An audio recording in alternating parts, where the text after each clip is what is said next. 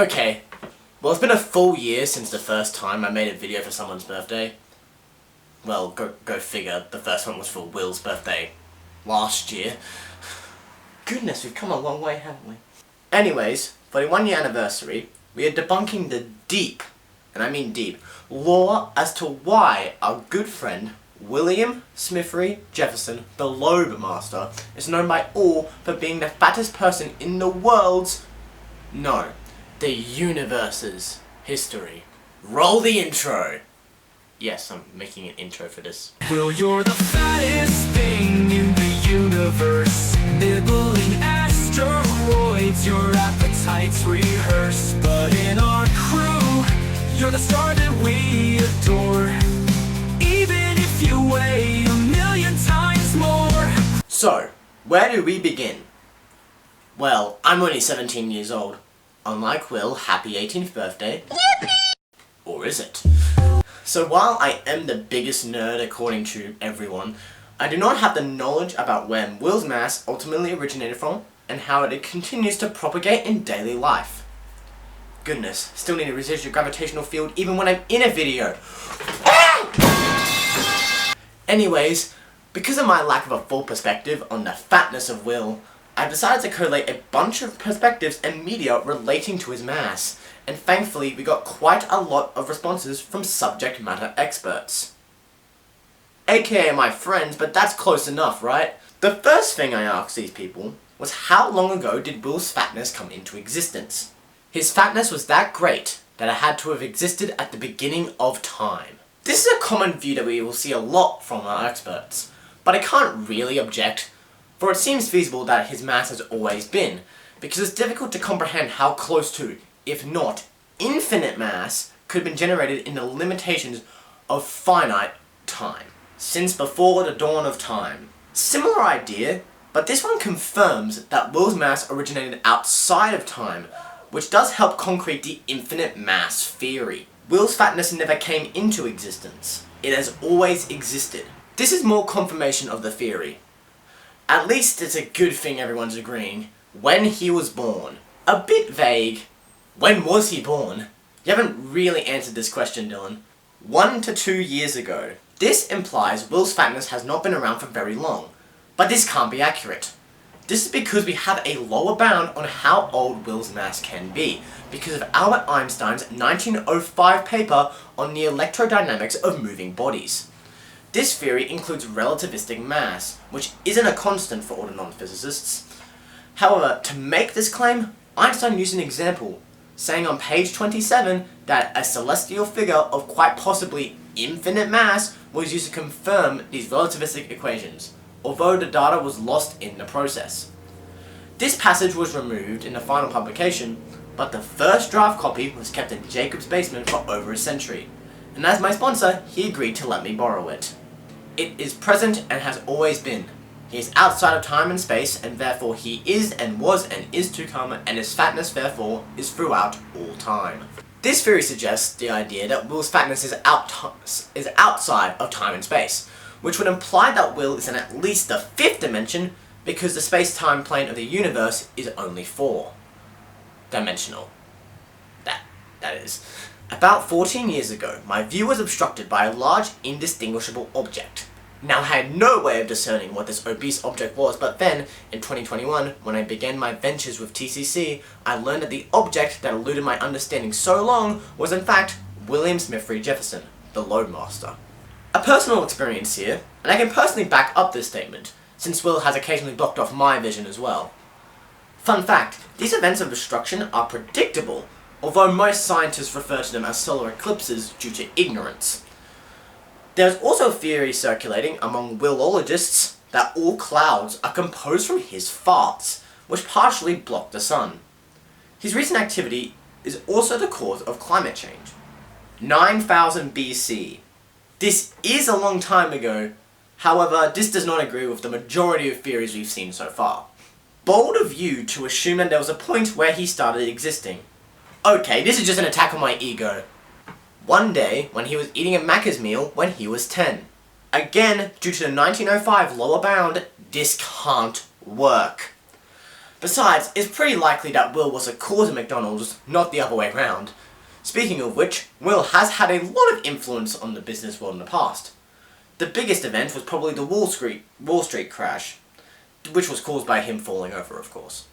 The size of Will is bigger than one can fathom. Jonty, you answered the wrong question, dude. And finally, from the mass himself, I am outside of time, omniscient. Omniscient means all-knowing, which I doubt due to the triple cell transfer law. Watch 7.18 news report if you don't understand that. But the outside of time part lines up with what everyone else has said. Now, the second question I pose to these experts asks, what major events have happened in Will's lifespan that have been a direct cause of him? We got a wide array of responses for these ones. Will is a major event. Okay, I just said I'm not including bad responses, but from this I can tell Jonty spent the minimum amount of time possible on this quiz. Jupiter collided with a now extinct planet, spawning Will into existence, and he floated down onto Earth and created the Pacific Ocean. Interesting event explanation, but this assumes that the spawning of Will was caused by other factors, which I think we can all agree is inaccurate. However, him creating the Pacific Ocean is almost certainly accurate, although he is too fat to float down to Earth. He is not a balloon.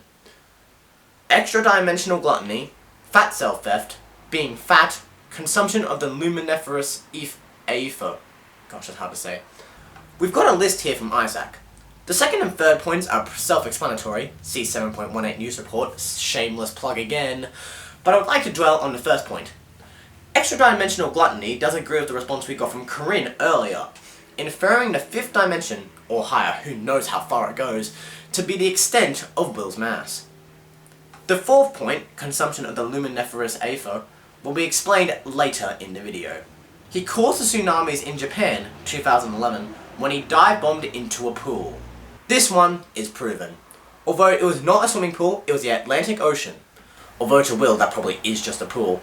Scientists used earthquake detection to pinpoint the earthquake's origin and found remnants of Will's fat cells for hundreds of kilometers around the site, to nobody's surprise. All the largest earthquakes that have been recorded were actually a response of Will falling over.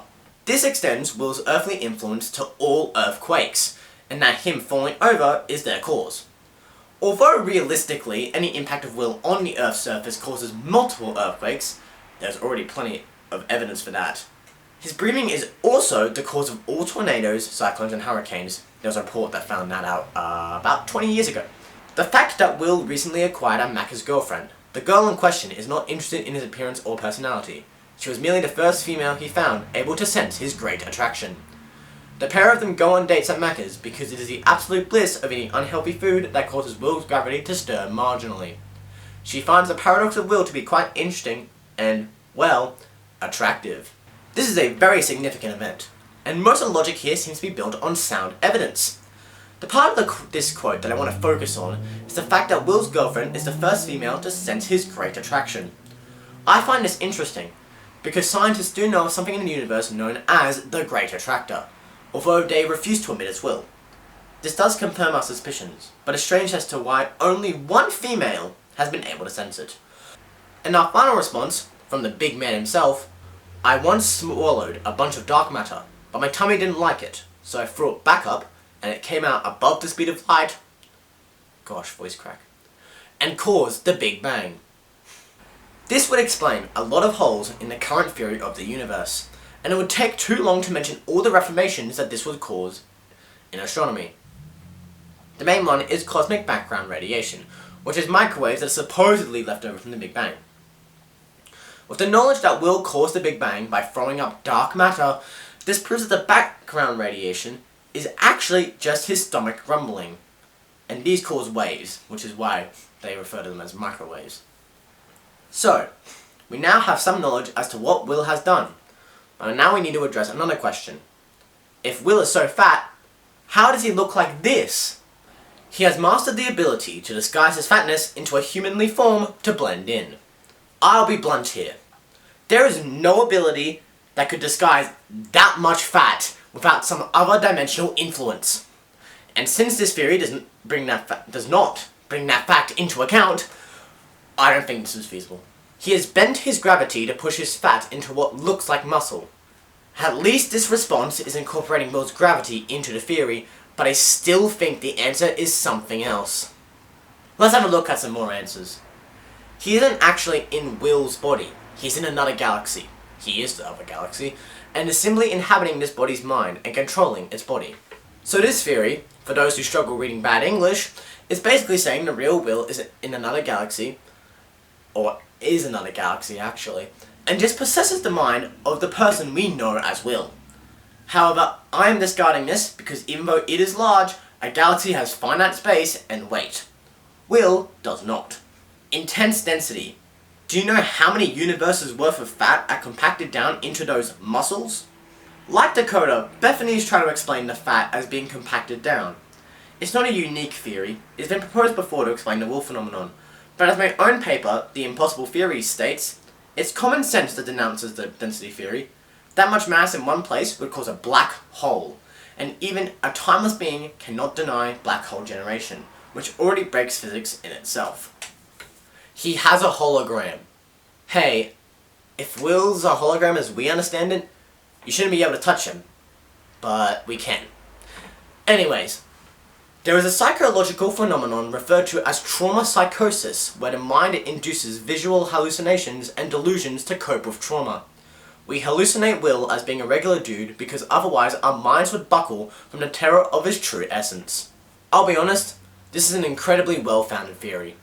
Instead of providing reasons as to how Will can physically appear different to his true form, Lucy's gone along the lines of it being a psychological phenomenon with our weak, feeble, grey 12 minds.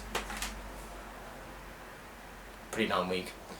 Not understanding Will because otherwise we would be in terror. Can't find any fault, especially since I don't have any idea about psychology. His seemingly infinite mass holds the fabric of the fourth dimension ever since he ate the luminiferous Aether. The Aether once existed, but now does not, and Will has taken this role in the universe. Physicists nowadays have concluded that light needs no medium to pass through, but in actuality, light travels through the luminiferous fat cells of Will. The way the luminiferous fat cells cause light to travel is too complicated for the human mind to comprehend, so scientists naively conclude that light needs no medium to travel through. The reason why we see Will in a human size is because that form is the only part of him that is fully in our dimension. The vast extent of his mass is mostly in a parallel universe. However, reports say that the recent unstable gravity wells in strange locations throughout our planet are a direct impact from excess luminiferous fat cells escaping the parallel dimension due to lack of space.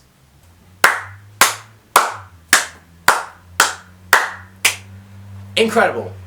Just change parallel universe to parallel universes, and this is the best theory so far. And our final answer, once again from Will. I have been around for so long, I have learned how to bend light and matter to form hosts for my consciousness to inhabit. Okay, so Lily, I must have gotten it wrong then. It turns out that Will does make holograms of sorts out of light and matter. This also agrees with Jacob's answer because Will's consciousness has taken over his host, although the type of host is a little bit different, but we're not going to really dwell on that. Now, we have the final question. How does Will's mass currently have an effect on us? He eats everything. Not wrong. He has a gravitational pull. That is how he makes friends. His mass draws people in. I guess that counts as having an effect on us. Who knows if we would still be friends with Will if his mass didn't draw us in. I'm just kidding, Will. Happy birthday again. The question is, what effect does Will's mass not have on us? Pretty accurate. At least, the most accurate Jonty's been so far. Smaller people float around him, sucked in by his gravitational pull. Interesting. This explains the dynamic of little children following Will around at lunchtimes earlier on in the year. Obviously, the gravitational pull is much more effective on bodies of less mass. Every now and then, Will's male companions will sense a shift in gravity around Will. They laugh, circle him a few times, and pretend that it's all a massive, pun intended, joke. In reality, they have just gotten the most microscopic glimpse at Will's true nature. I mean, as one of the male companions, I do experience this on a daily basis. Nah, I'm not gonna do that again. Then again, it's not my choice. Sorry, got influenced by the gravity again. It does seem a little ominous that we only have the smallest glimpse of Will's nature. Again, this is probably a function of our trauma psychosis. And after that fall, I think I'm getting that theory even more now. His mass holds space-time together, and if he died, we would ascend to the upper dimensions. This is terrifying! What does the upper dimensions mean? And how would we ascend to them? I need a parent! Since he is in a different galaxy, he is continuously pulling everything towards it. We haven't noticed the effects as we are still a long way away, but we are exponentially increasing in speed. This is another reference to Will being the Great Attractor, but this still assumes Will is contained within this outside galaxy, which is not true. I said before that this was due to a galaxy having limited space and mass, but there was also a censored publication back in the 1930s from Albert Einstein and Max Planck that explored the properties of quantum mechanics at high densities, attempting to explain Will's mass as storing infinite weight in finite space. Ultimately, the paper got taken down rather quickly because it didn't solve anything. Quantum mechanics, like other theories limited by our three-dimensional space, or four-dimensional, depending on which way you want to look at it, it cannot explain Will's fatness. There was also another brief publication that explored this idea of the exponential acceleration toward Will's core, but they couldn't model it effectively due to having too much mass. Their best attempts say that in 2298, we will crash. Will's mass has become the constituent of life and matter. It has reached a magnitude of so great it cannot be contained by the universe. It has become the universe. Without his mass, life would not be able to exist and thrive. However, the effect of Will's mass goes beyond the physical. It has become a deeply rooted infatuation. It dominates every conversation and is the inspiration behind every great joke. Some theorize that attempting to comprehend Will's mass becomes an addiction to the mind. A dangerous addiction, capable of gripping the mind with force stronger than any ever could. Well, here's our psychologist again. Ultimately, I can't comment much on this since it is of a startling quality. One comment, however, it is proven that Will constitutes multiple universes, but indeed he is the essence of this universe. And this leads to the second half of this point. If we try too hard to comprehend Will and process his omniscience, we could be in trouble. Some of the great thinkers of our time have suffered from the insurmountable force of will on their mind, and we must be careful to not fall into the same trap. Thanks for watching.